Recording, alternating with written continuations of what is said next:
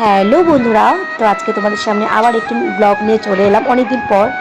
তো বুঝতেই পেরেছো তোমরা, এটা আজকের ব্লগ নয়, এটা গত জন্মাষ্টমী পুজোর দিনের ব্লগ। হয়তো বুঝতেই পেরে গেছো। তা আমি মৌমিতা ফ্রম ওয়েস্ট বেঙ্গল তোমাদের সামনে আবারও একটি নতুন ভিডিও নিয়ে চলে এলাম। তো কেমন লাগছে অবশ্যই কমেন্ট বক্সে জানিও। তো তোমরা সকলে কেমন আছো? আশা করছি সবাই ভালো আছো, আর তোমাদের ভালোবাসায় ও আশীর্বাদে আমি মোটামুটি ভালোই আছি।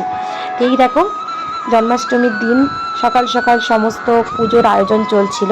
তো সেই ব্লগটাই ছোট্ট করে তোমাদের সামনে একটু শেয়ার করলাম। তো এই যে আমাদের গপু সোনা, তো এই যে স্নান করিয়ে নেব, স্নান পর্ব চলছে। তো আমার শাশুড়ি মা নিজেই আর কি পুজো করেছে। তো উনি এই যে গোপালকে স্নান করিয়ে নিয়ে ড্রেস ট্রেস পরিয়ে পুরো রেডি করে নিচ্ছে। আর এদিকে বাবা, যেহেতু লোকনাথ বাবারও সেদিন জন্মদিন, তো অবশ্যই বাবাকেও আমরা পুজো করেছিলাম। তো এই যে বাবাকেও পুরো স্নান পর্ব চলছে লোকনাথ বাবাকেও স্নান সারিয়ে একটু রেডি করে নেওয়া হয়েছিল। আসলে লোকনাথ বাবা আর গোপালের জন্মদিন হয়তো একই দিনে, তাই জন্মাষ্টমীর দিন দুজনেরই পালন করা হয়।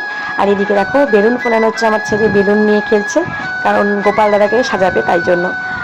আর এদিকে দেখো এই যে আমাদের গোপুসোনাকে সাজানোর পালা চলছে। যেহেতু একটু সুন্দর করে না সাজালে কেমন হয় বলো, যেহেতু জন্মদিন, বেশ ভালো লাগে একটু সুন্দর করে সাজাতে, বছরেরই একটা দিন। আর ওদিকে আমার ছেলে খুব এক্সাইটেড যে বেলুনগুলো দিয়ে সাজাবে গপু সোনাকে, মানে সুন্দর করে একটু সাজাবে। এটাই আর কি, বাচ্চাদেরও আনন্দ আর আমাদেরও একটু ভালো লাগে। এইদিকে আমিও দেখো বেলুনগুলো দিয়ে একটু ঘরটাকে সাজিয়ে নিলাম। তো যতটুকুই পেরেছি করেছি, খুব বেশি আয়োজন করতে পারিনি, কারণ ছেলেটার শরীরটা ভালো ছিল না কিছুদিন, তাই খুব একটা সেরকম পারিনি। তো যতটুকু সম্ভব হয়েছে করেছি। এই যে পুরো হয়ে গেছে আমাদের সাজানো। এই যে আমার শাশুড়ি মা এদিকে আয়োজন করছে, ফল কাটছে, পুজোর সব ভোগগুলো সাজিয়ে নিচ্ছিল। তো যাই হোক, ওই যে শেষে পুজো চলছে।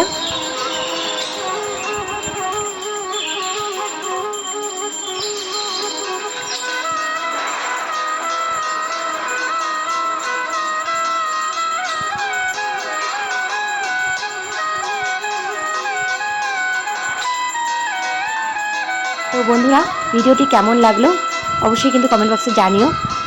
আর আমার এই ভিডিওটি সম্পূর্ণ দেখার জন্য তোমাদেরকে অনেক ধন্যবাদ। আবার একটি অন্য ভিডিওতে তোমাদের সাথে দেখা হচ্ছে। ততক্ষণ পর্যন্ত সবাই ভালো থেকো আর সুস্থ থেকো। টাটা।